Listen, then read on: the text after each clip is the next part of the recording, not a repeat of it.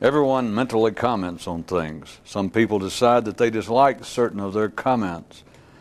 This can appear to be progress of a sort, but to awaken one must be past disapproval of specific comments. It snows everywhere in Alaska, but red-hot Eskimos don't care. The host of a TV auto repair show closed each episode with a reminder. Remember, don't drive with your brakes on. And one viewer got struck by its potential allegoricalness and wondered if indeed the man on TV was merely a mechanic. The ranky logic of this sort of stuff. A man asked a mystic, is being mentally deliberate the same as being more conscious? No, he replied, but being the opposite will make you less so. There was once a band of men, who gave thanks for the difference between the illogical and the impossible. Without relative qualitative judgments, you cannot live an ordinary life. Without transcending them, you can't live an otherwise one. One man's progress was that reading began to make his head hurt. Then listening to others did. And finally, his own thinking now has the same result. With much anticipation, he looks forward to whatever comes next. A droll little artifice worked on man is that while in captivity, the confined never know the correct spelling of freedom. A man looked in the mirror and said, with me's like me, who needs enemies? Pithy, though the barb may sound, 'twould serve better to seek a more appropriate target, therefore. In fact, can you spell ain't none? One man's clinical homage. Something makes man want to change life. Something makes it hard to change life. On behalf of us all, may I say, thank you, life, ever so much.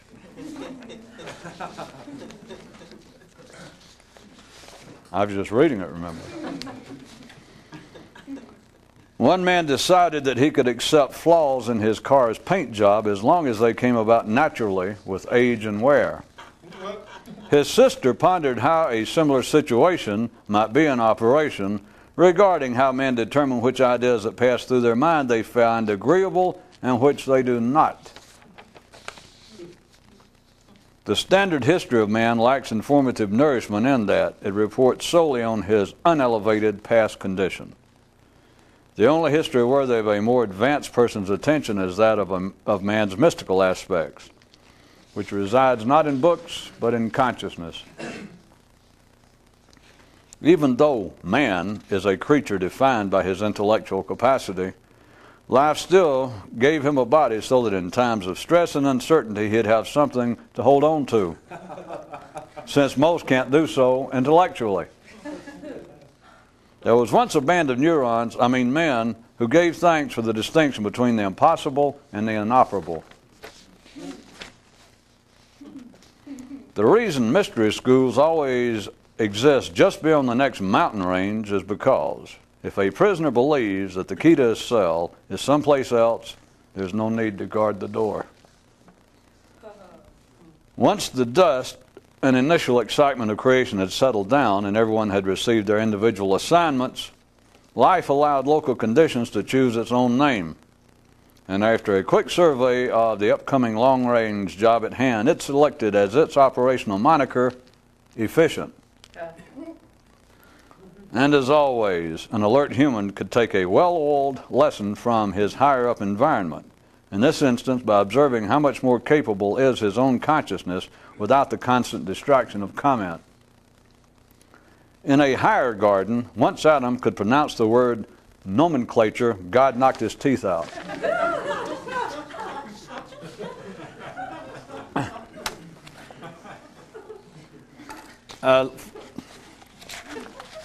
Last time that we were doing this, I read a news item, first part of which had to do with the apparent struggles, battles, and bouts in which man finds himself engaged.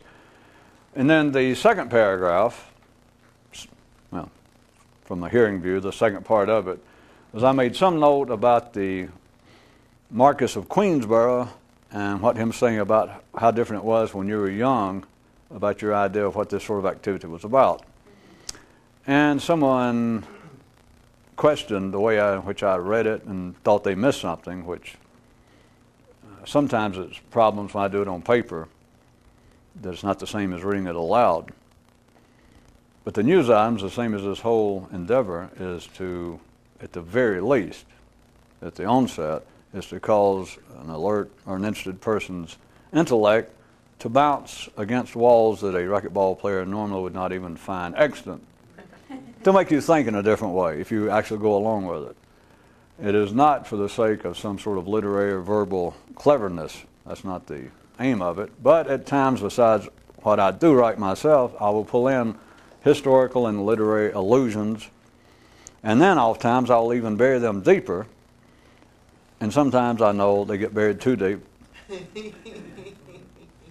It was about, the first part was about the kinds of struggles and battles, and it said then the Marquis of Queensborough, which the real thing to carry further, those of you that keep up with anything having to do with some of the literary history of the late 1800s, and indirectly is connected with the art of pugilism, it would have really been, it said the real figure was the Marquis of Queensberry. I called him the mystic of Queensborough, made a comment about how much easier it was when you were young to undertake this kind of battle when you thought you had an actual adversary and somewhere to go, comma, and it said one man, and upon this being said, or this comment almost drove one man wild, which was W-I-L-D-E. The only reason I'm bringing it out again is, as you know, this is not really, I shouldn't say this is not just a comedy show, because more and more people stop me on the street and say, boy, I watch it and I sure do enjoy it. What is it? And it's easier to say because some of them, I like it when somebody says, oh, I get it, you're supposed to be a comedian. But they smile, they say it good-natured, and you think you're supposed to be.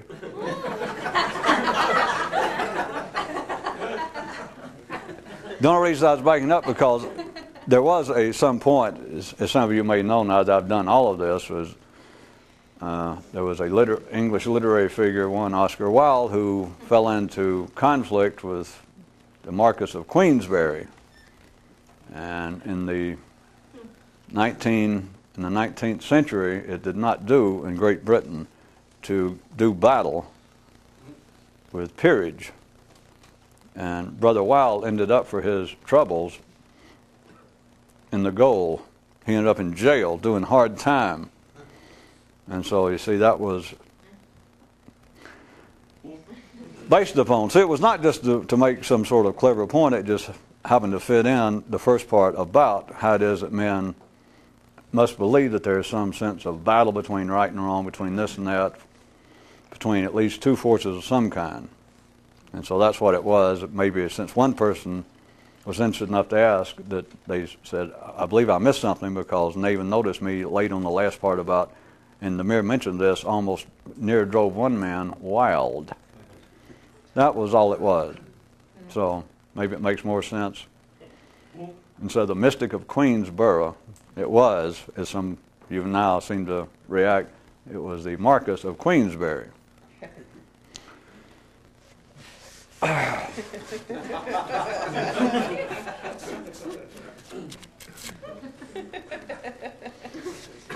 I was going to use some more examples from real life, such as the political structures of life.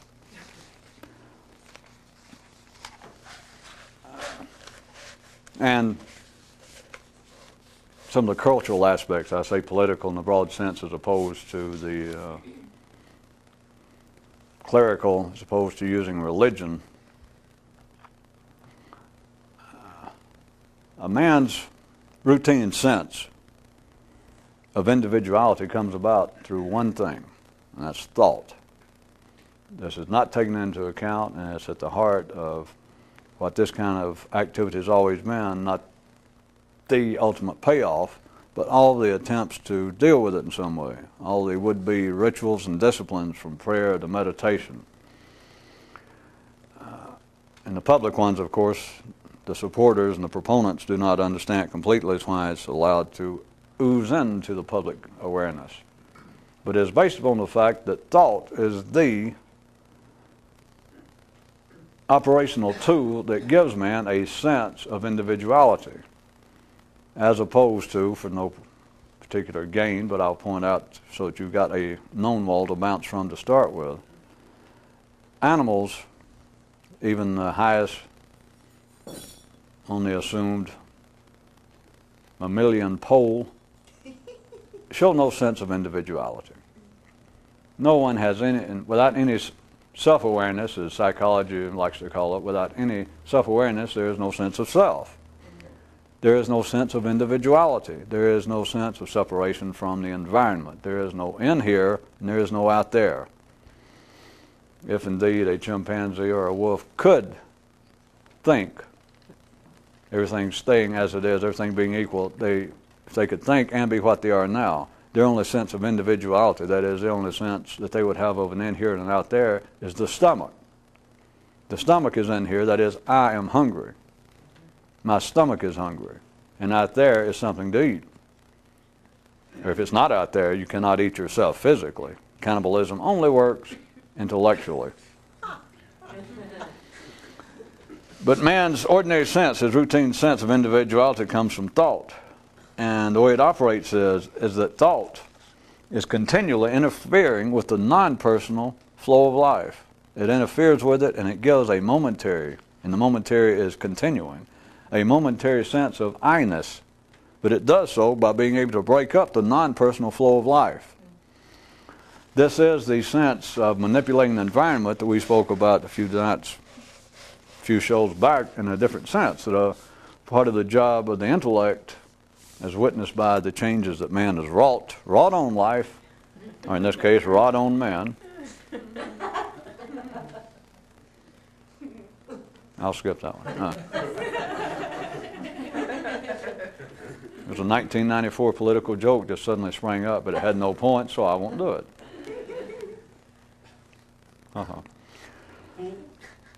That it is the mind separating itself, man's intellect being able to separate itself from out there. Having that sense is the only way, the only reason, the only purpose, the only means by which he can manipulate life on this planet. It's the only way that you would even ever consider trying to change what men normally call nature. That animals that cannot think, either they go out and look for food every day and they either find it or they die. Quite simple. Men now reach the point that they, rather than having to look for food every day, one of them came up with the idea, he invented Dr. Birdseye. And of course then Dr. Birdseye invented the idea of frozen food, and therefore men could get more food today if they found a place that had more food than they could use, rather than just leaving it there. They could take it home and put it in the freezer. You must have an intellectual sense of separation from the environment. There must be a sense of me, that is you, separated from out here, or we would not have life as we know it. But now I want to make it a little more specific outside and beyond the world of technology, beyond the world of science, is the whole sense of being an individual. And after that, any subcategory is just moot. That is, well, yes, I'm an individual, but I'm a sad individual. I'm an introspective individual. I'm a pushy individual. All of that is just distraction. That's just hobbies for Eskimos who are not red hot.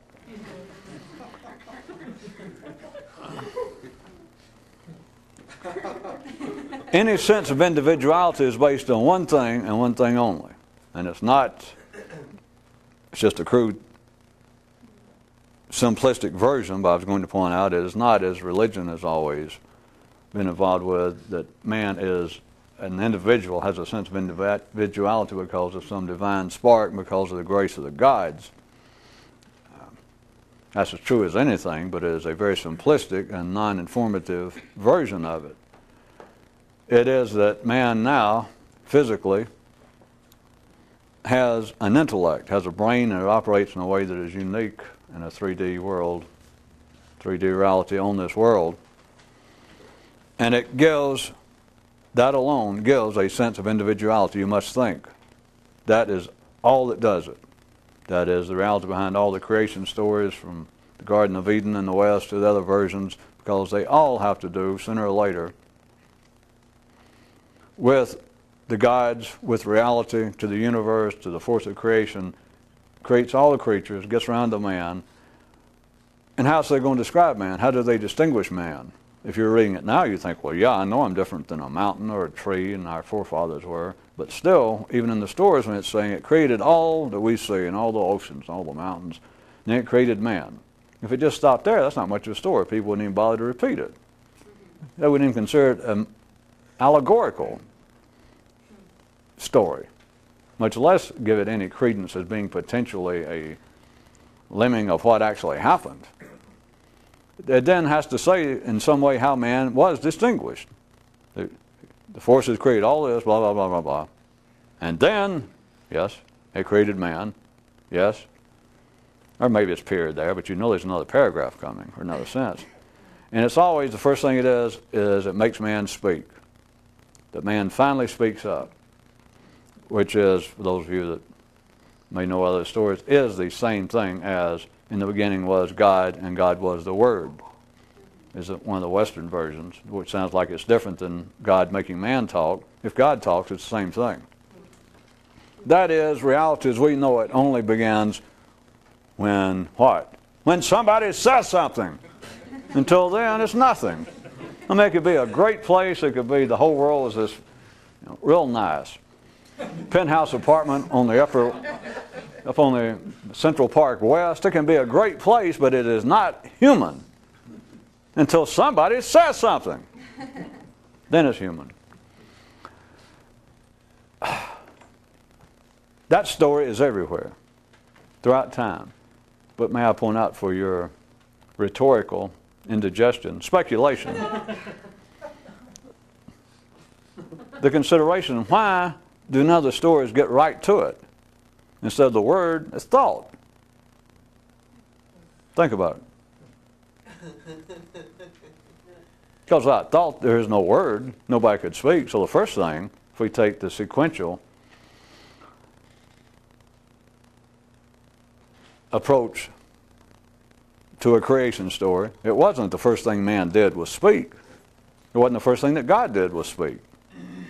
Because at least a split second before that, he had to think.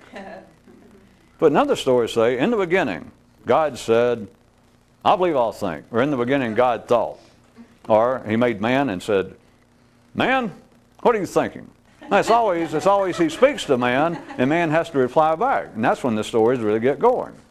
Up until then, it is like the Western world, I guess, the book of Genesis, or at least the first part of Genesis, is like the intro to the book. He creates all this stuff, and blah, blah, blah, and it's kind of interesting, but it's like reading a preface, or you want to get into a book and it's dedicating it and telling who all it has to thank. That's like the preface. The book only gets going when God's created all this, got everything, the stars hung, and some other people, but I didn't want to go into that either. Didn't want to brag. This is supposed to be a spiritual or metaphysical program. Thank you. I knew that. I was speaking metaphysically. But it's after God does all of this, that's like the preface. And then it only really gets going. And people understand it without knowing it, but they understand it. It's only when man begins to speak. If the stories went on like in the Western world, that Adam and Eve fooled around for a long time, if it went on for pages and pages and made no reference to them ever speaking, they could describe all the things they did that God told them. Of course, like I said, once you see it, it kind of is already directed the story in a different way that God told them something. Doing my own version of the Garden of Eden, the Christian Jewish story, that God, created man and woman and put them there, and he said, all right, you guys go ahead, take over, now you got it. But see, he's already talking, which is the same thing.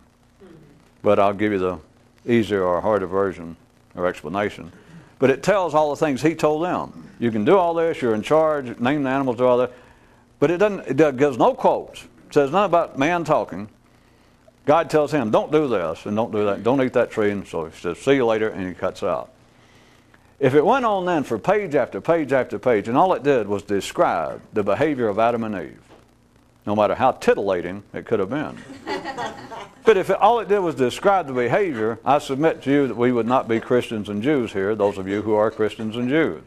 Because the religion would have never lasted. At least that particular handbook wouldn't have lasted, because people would lose interest. You'd keep turning the page. You're looking for dialogue.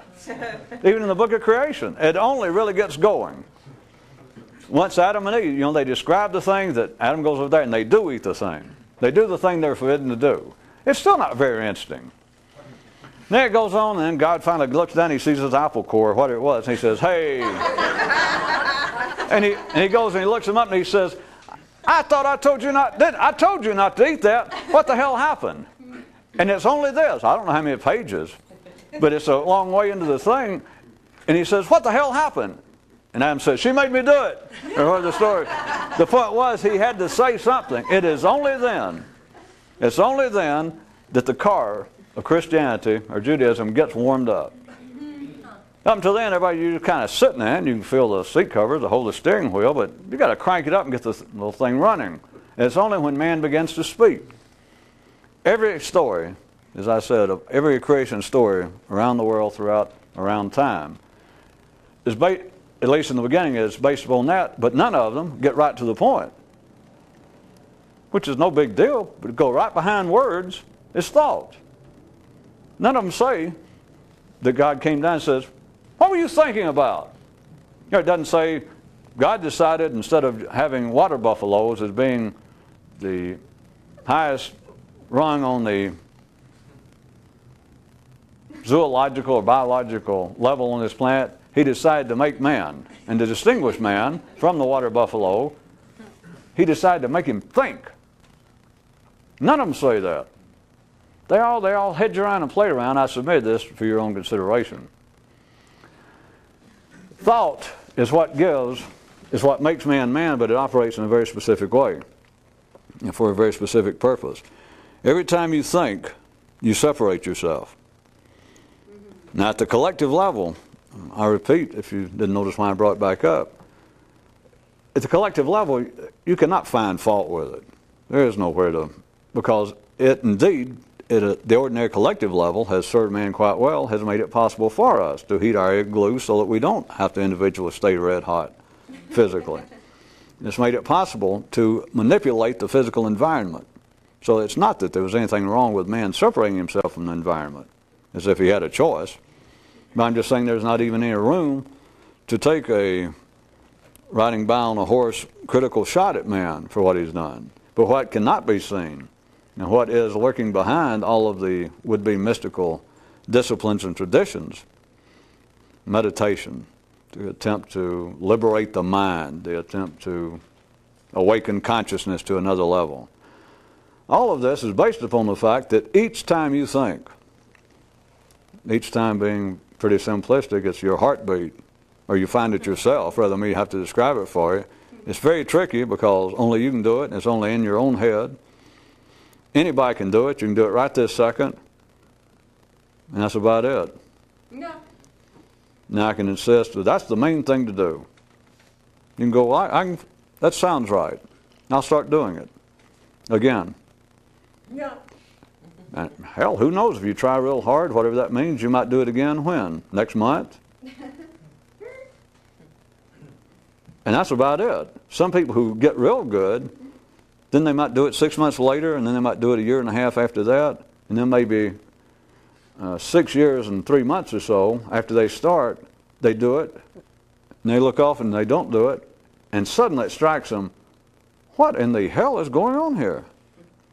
I have been involved. I've been attending meetings or reading books, and I've been involved with this particular mystical discipline X, faithfully applying myself to the main task at hand, and I've been involved with it now, let's see, six years and almost 3 months. And the best I can tell, I have actually done that which I understood should be done, or I accepted should be done. Now this 6 years and 3 months, I have, best I can figure, I have done this a grand total of somewhere maybe 8 seconds worth.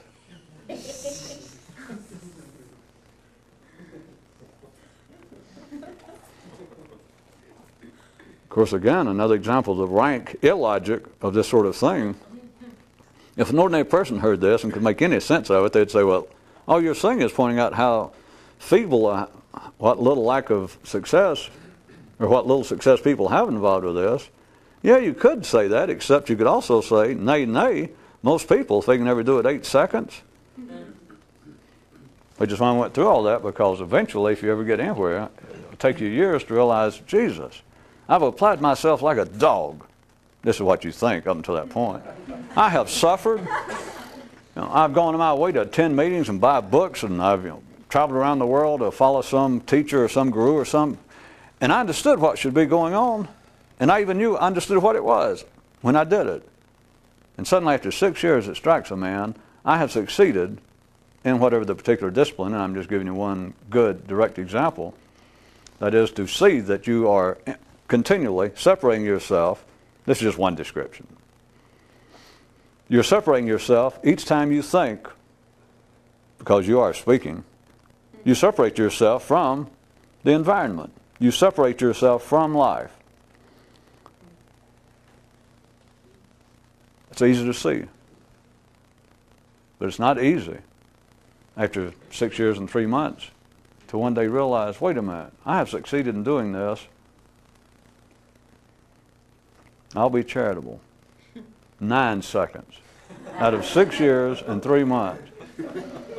But rather than from an outside ordinary view, as I said, rather than somebody say, well, boy, that sounds horrible. If that's the best you can do, I'm glad I'm not interested in such as that. Yeah, I know. Except there are many people that never get that far, because that is a major breakthrough to realize on your own. I've pulled this off for 9 seconds out of 6 years.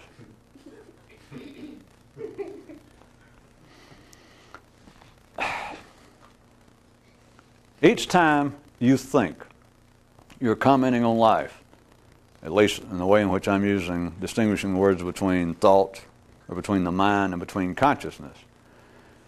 This is, again, so that you don't think it all came out of the left field of sky.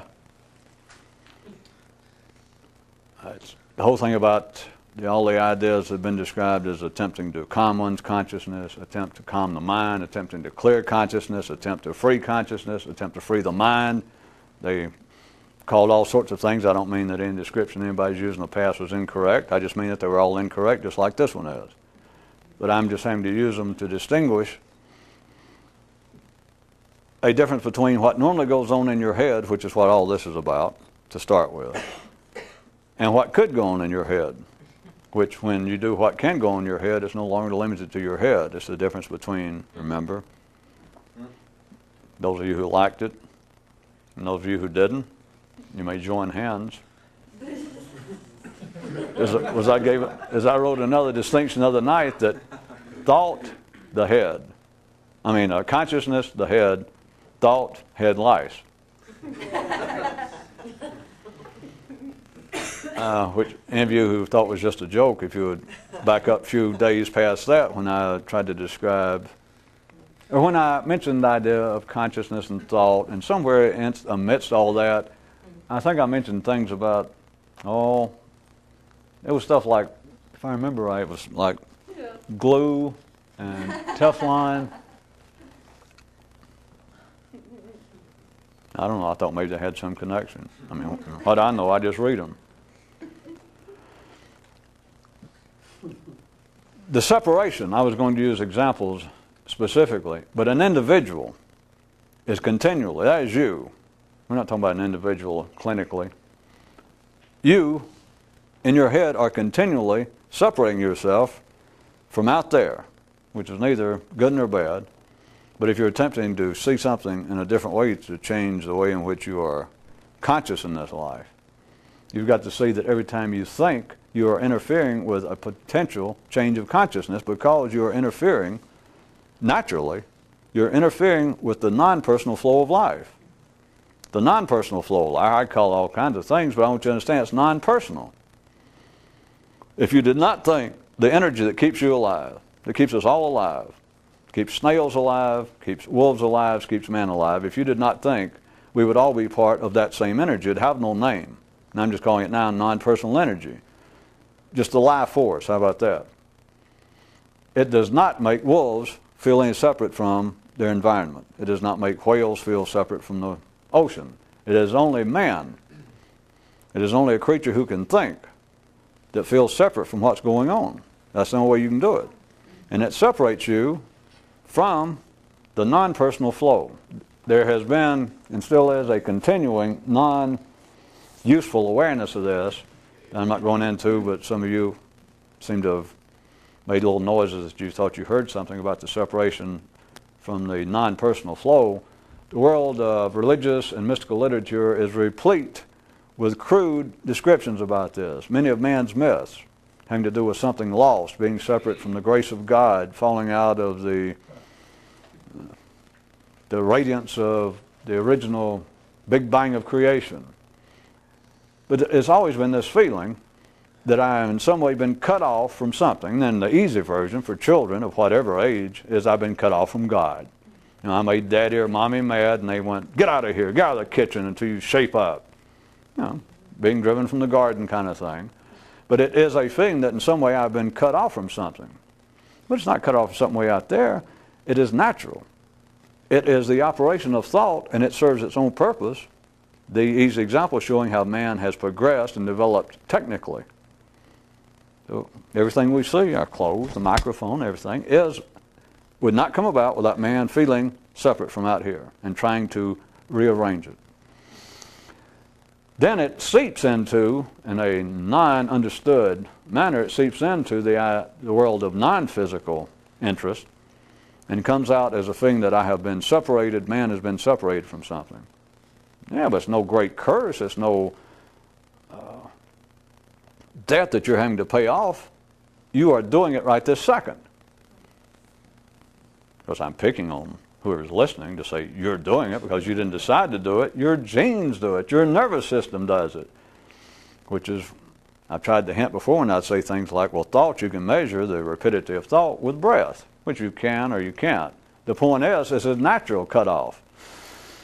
You breathe in, and then when you reach that certain point where it matches your inhalation with your exhalation, that you've got all the air in your lungs and the atmospheric pressure and et cetera, you go, you got that split second, and then it goes out. And you got a split second, comes back in. You could judge the heart contracting and then turning loose. You can get thought. It's continually chopping at reality. It is chopping at the non-personal flow. Did it not chop at it, there'd be one or two things. I'll make it more interesting before we wait till the last minute. If you, in some way, were conscious, you were a human, and suddenly your mind quit chopping up reality, you would cease being human, or else you'd be awake. We got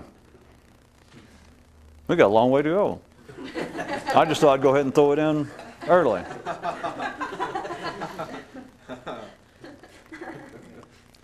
All right, now look at, I was going to move into more political or cultural areas. As always, you've got reality, you have got mystical lessons crawling up your nose, clawing at your eyeballs. The collective sense of man is also built upon a feeling of separation, a sensation. Now the reality is already there. Remember, that's why I said, when I took time to say that I was sort of picking on you in a humorous way to say, well, you do it all the time. You don't do it. Life does it. The human nervous system does it. It's continually chopping itself, chopping up the non-personal flow of reality out there and giving a sensation that it's me. No matter how you feel about me. I'm a no good person. I'm a real great person. It doesn't matter what, but as long as you're chopping up the non-personal flow, then you take you personally. You take life personally. At the collective level, what I was going to get at, this operates in large groups of people. Man makes them do it collectively, which is the basis of all nationality, religious sects, and etc. It is so blatant, it is so obvious, that it would be, in a sense, detrimental to the continued operation of life as it is now for people to see it. Because if you tell somebody with a whole sense of, what are you? And a man says, well, I'm Irish, or I'm Italian, or I'm a Catholic, or a Jew. And you go, you realize that's meaningless. Now, you do know, if you were so dumb to do that, that it is not meaningless to people. It could be your mother. It doesn't have to be somebody, some example I'm making up of an extreme attitude regarding religion or nationality. It could be your mother or father. Might be very patriotic, might be very protective with their, regarding their religion. There's nothing to it. There's nothing to it of any importance past the point of separation. This is the collective example of what people are doing individually every time you inhale, using inhale as an allusion to momentary thought. Thought as opposed to consciousness, by the way, when I keep saying chop it up. Some night we're to play a game or have a contest that we'll start all the descriptions about mind is such and such, or thought is such and such, and then consciousness is such and such. Even those of you who might feel by now, or who might still feel that you are not really prepared based on your experience to jump in with both feet, but if you've been sitting around here long enough, I bet you could verbally, intellectually play the game. Because you could point out that part of ordinary thought, as opposed to consciousness, it's always diffused, it's uncontrolled. Of course, it takes a hell of a long time for anybody to realize that. To realize it. You can tell a man, well, a lot of people's thoughts uncontrolled, and they go, hell yeah, you ought to see my brother-in-law. Or boy, how about that group of people across the border from us? And if you go, no, I mean everybody, like you and me. I go, watch it. Who do you think you're talking to? At any rate, I was going to say, give you one modifier, one descriptive verb. One modifier would be jerky. Thought is jerky compared to consciousness. Well, all right, how about enlightened consciousness? Jerky is, and I'm using this now synonymously with along with my physical gesture, chopping up non-personal reality. It's jerky. That's one way that men never realize, not that it's supposed to, but that's one thing that makes it difficult to realize when you tell someone you've got absolutely no control over your mind. Now, any sane person will not accept that. They cannot. And if you said, well, look what your mind's doing right now when I said that. They go, well, oh, you're crazy. And they'd leave. And all they did was go.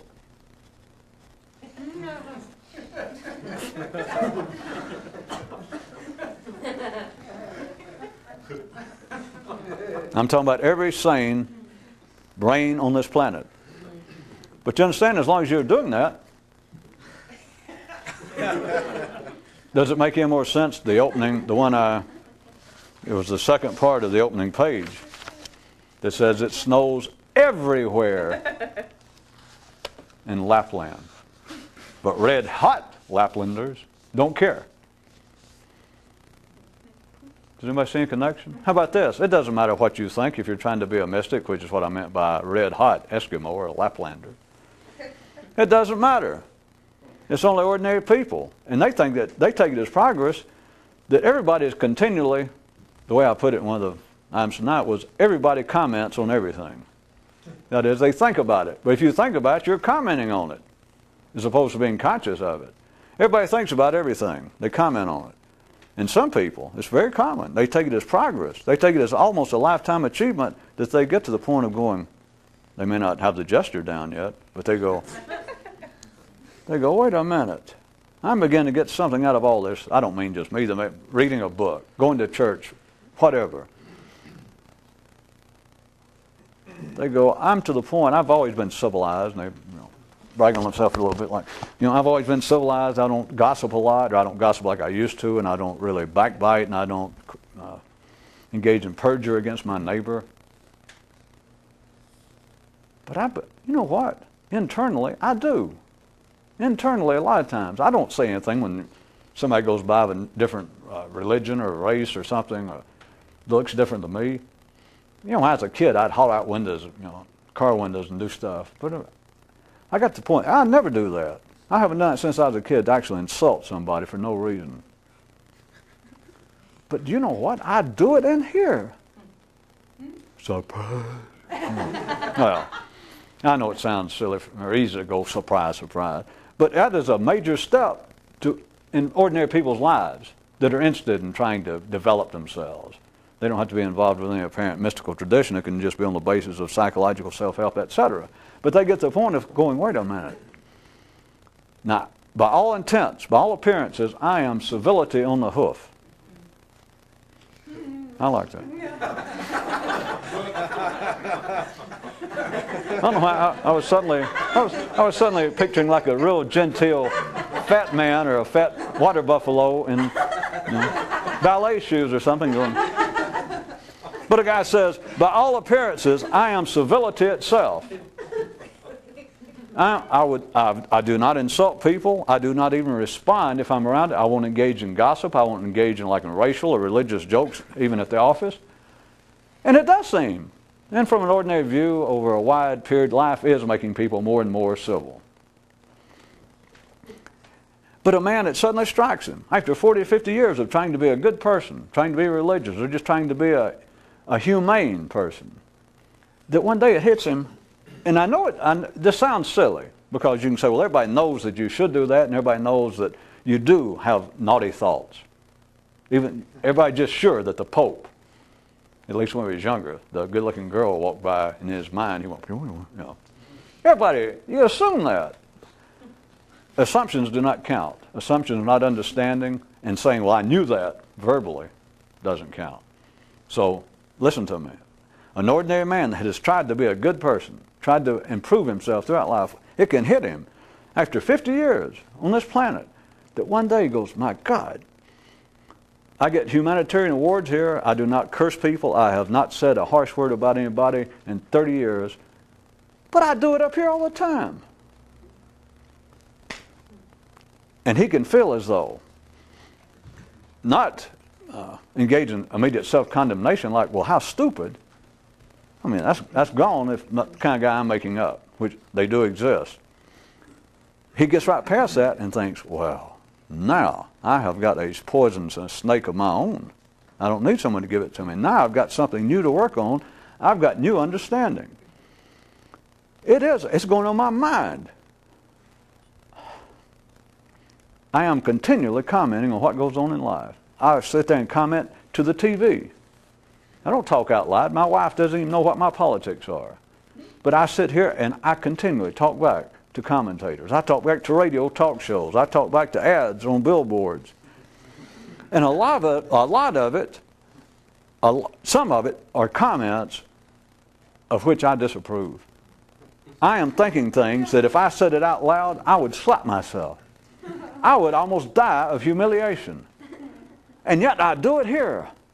Now I've got something to work on. No. It is not selective.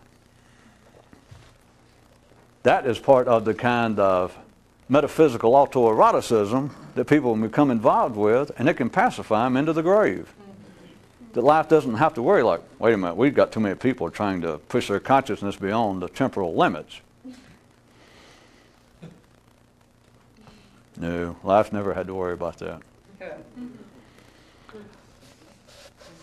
Collectively, what I was going to try to get you to see, this operates on a basis not just individuals, but the whole idea of nationality, of religion. I know it can seem very complex, and an ordinary sane person could sit right here, I can do it for him, or listen to this and go, and just dismiss this whole idea and go, listen, they could accuse what I'm saying. They're saying, you are just out of hand turning out 3,000, 4,000 years of progress.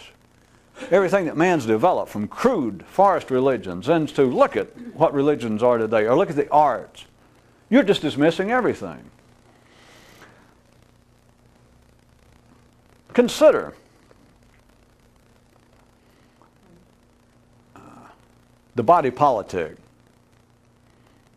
And nowadays, the body politic is becoming, again, more and more infused, at least in ordinary people's minds, with culture, ethnic background. It's not important, we've got a new shift in our day and time of what the body politic is, of what nation states are, etc. But still, a group of people in one place, a nation, in their midst, comes about from their leaders. They are exhorted to pursue only values and interests proper to that group. We're in India, and these announcements come out urging the Indian film industry to make movies that are only supportive of and reflective of true Indian values, which could include Hindu values, Muslim, Indian values. This has been going on for years and years throughout history. It still goes on now. What are they saying? And if you were ordinary, you go, wait a minute. They're trying to protect their indigenous culture. India's got the oldest culture that we know of in the world. They should protect it. What the hell's wrong with you? You know that we don't care whether it's protected and whether they make movies or not. But what are they actually saying? It's quite simple to say. We've got to keep ourselves separate from those Pakistanis, from those Burmese, from those Somalians. Cellophanians?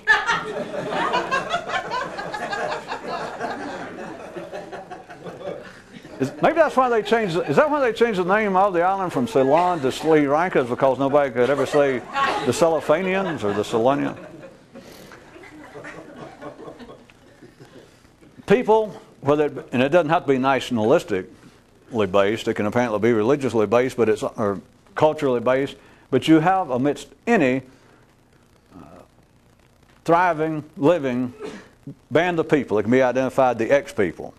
You know, we can speak religiously, culturally, racially, whatever, and they will, within their midst, if they're alive and healthy, if they're not about to just dinosaur themselves, if life not about to dinosaur them out, they will be in their midst, back and forth. They will cheer each other on. They will urge each other. Listen, whatever we're going to do, even if they don't specifically pick on any of their neighbors, the Indian film industry does not have to say, listen, we don't want anybody coming up with any Italian values showing up in our films. They don't have to say, they just say that it seems to be all positive. What we want to do, we want to urge all of you are Indian writers. And of course, we're in Italy. They can say we're something as old as the Italian culture is, all the background, the roots of it. We urge all Italian writers. We don't engage in censorship. The government's certainly not going to tell you what to write. We simply urge you, as good Italians, let your work, let what you write reflect the best of what is Italian. Italian ideas, Italian history. What are they actually saying? To an ordinary mind, like I said, they would object to all this or just dismiss it. What they're saying is, make sure, as a group, that you feel separate from all non-Italians, which is a wider version of make sure that individually you think enough, that you stay engaged in thought. Not some kind of weird consciousness, like they might just quit jerking around and like do something weird like what the hell they call it, like enlightened or what that crap is. But keep thinking so that you know that that's you in there. By God, you're you. You're Aldolfo, aren't you? Mm-hmm. Well, if you quit thinking, you think that you'll still stay Aldolfo? You might just, you remember the story of Aldolfo and the tigers? They chased him around the bush until Aldolfo turned into peanut butter. Do you remember that story? Don't write and straighten me out. If I can do Marcus of the mystic of Queensboro, I know what I'm doing. You merge. If you don't keep thinking, good Italian thoughts. Of course, you can strike the Italian thoughts. If you don't keep thinking, you'll turn into some kind of peanut butter. You'll chase yourself around. You know what? We'll have no more Italy. Italy, if we do not support, if we do not try and continue and preserve our great Indian or Italian traditions, we could just disappear like the dinosaurs. So what are they saying? Keep thinking, and of course they say Italian. Keep writing, Italian. Keep making films that are Indian films. So as to do what? Well, to preserve Indian values, Italian. No. So as that one group feels separate from another. Because if you do not, you might just merge and you disappear. And that sounds horrible. We would lose our great history. You'd die. You would cease to be thinking. Because if you think, you've got to feel separate from something. And the basis of it, the beginning of it, which is the extent of it, is that there's an in here and an out there. And ordinary minds cannot see that augmentation and all this separation, that every time you think, it produces a sensation of I-ness. That there's an I doing this thinking that is separate from the non-personal flow of everything that's going on out there. It's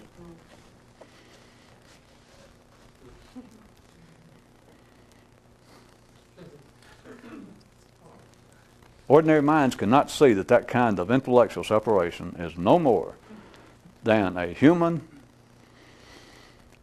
reflection, a higher reflection, an extended reflection of nothing but the same old mammalian territorial drives of protection. But it's up here. And see, this is not all sequential, is I guess all you know. But now it's not me getting to one point and saying, so the point is, people, for instance, the point is, the only thing people are doing that are thinking specifically about that they're in love with their religion or their race or their culture, you know what they're doing? That's nothing but a damn water wolf pissing and marking out his territory, and it's just a human version. There's no such point. I can take it that way, but I can come back around and reverse it next time, or I can do it in one night. It is not just one point. If there's any one point at any time, it's the point that there it is and you don't ever see it.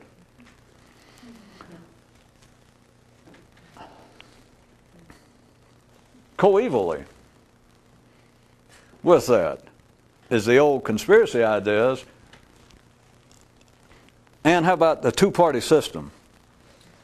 How about, let's pull in a whole potpourri.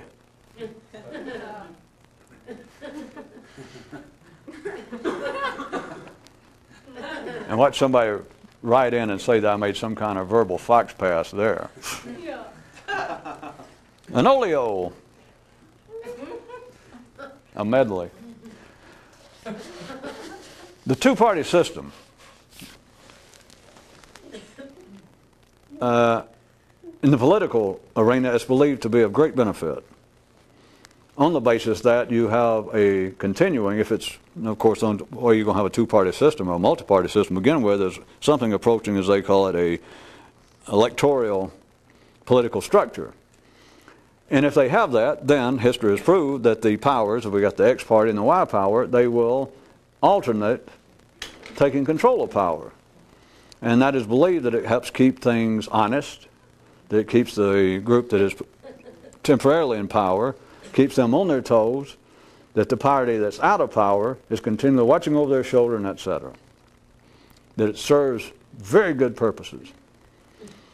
Now let's change the subject. There has been and continues to be a great fear, a widespread dread of the possibility of one world government. It comes out in a personalized manner, like the conspiratorial theorist bemoaning the fact that we are continually plagued by would-be one-worlders. It's as hot now as it's ever been, but it's nothing new. Nowadays it's reflected, as all of you should know, in the idea of not only the United Nations was frightening enough, but now they've got all the GATT treaties and the getting together in the European Union, recording this in 1994. But the whole idea that more and more, and those who believe in such, those that life makes speak about such, they will wag their tails, their fingers right in the camera and say, see, I told you 20 years ago. I told you about the UN, you wouldn't listen. And now look, now you've got people in Belgium, deciding how much our fine carpet here in Dalton, Oklahoma, the home of fine carpet, it's up to them to decide how much we get per square foot. Oh, and we're talking about people that talk worse than the French. They talk phlegm.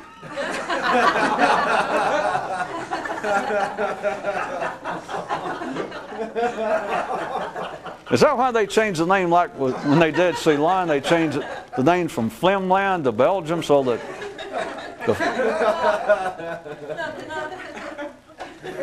there is a great dread, always has been, of one world. Now you know that. You may have relatives, and there are people who pass for otherwise being quite sane, astute political observers that are continually pointing right at cameras and seeking interviews and writing books saying, I'm going to tell you people, it's not just silliness.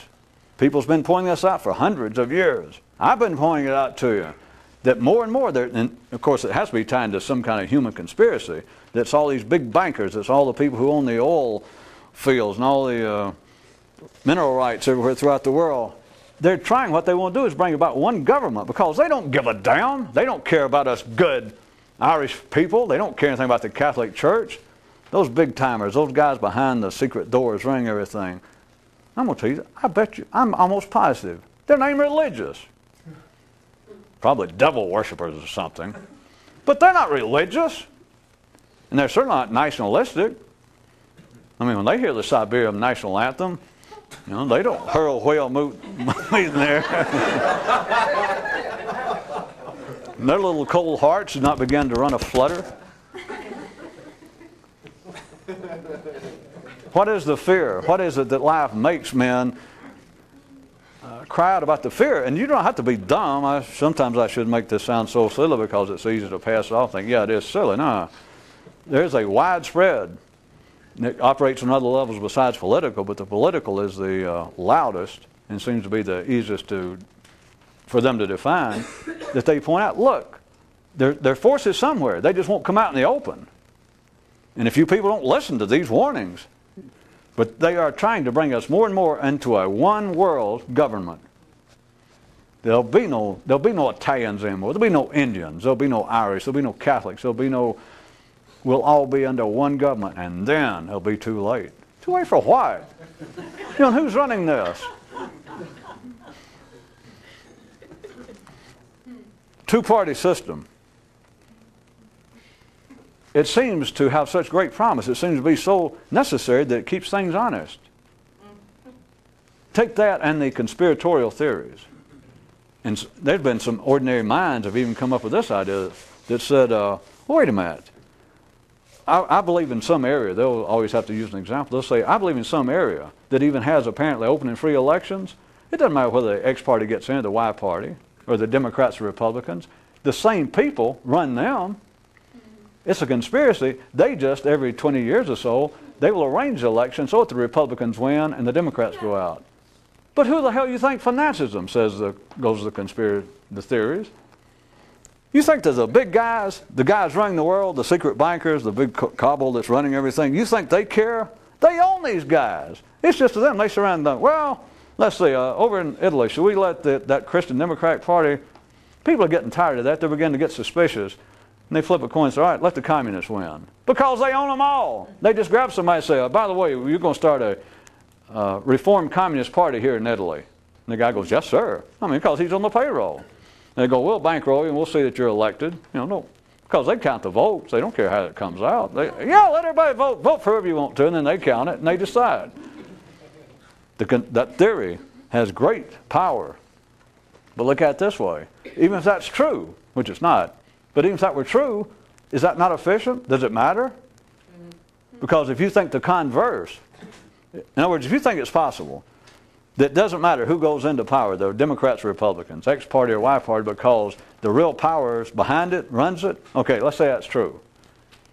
All right, what if now we could wipe that out and it was actually a free election and the Democrats or Republicans could get in? Do you think it'd be any different? You understand? Because once you begin to see that, you understand that it doesn't matter at the ordinary level.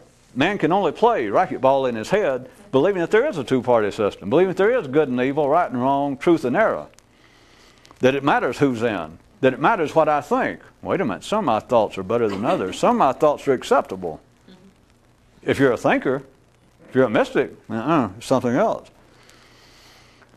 The two-party system, the idea of two parties, why it seems so attractive is because it explains that which man cannot face point blank, and that is the reason that two-party system seems to be of potential great efficacy and importance is that life is running this three-dimensional world on nothing but two powers. Two forces is all it takes to run it. It could be. Well, no. Well, it could be more than two. Well, no. All right, but what if it was just limited to two? It would still work. Well, wait a minute. Let me think about it. Well, you don't even have to think about it. It is working. What do you mean?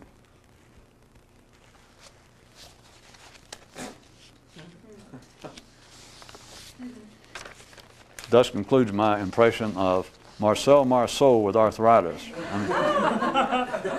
I mean to the point that it makes noise, is what I mean.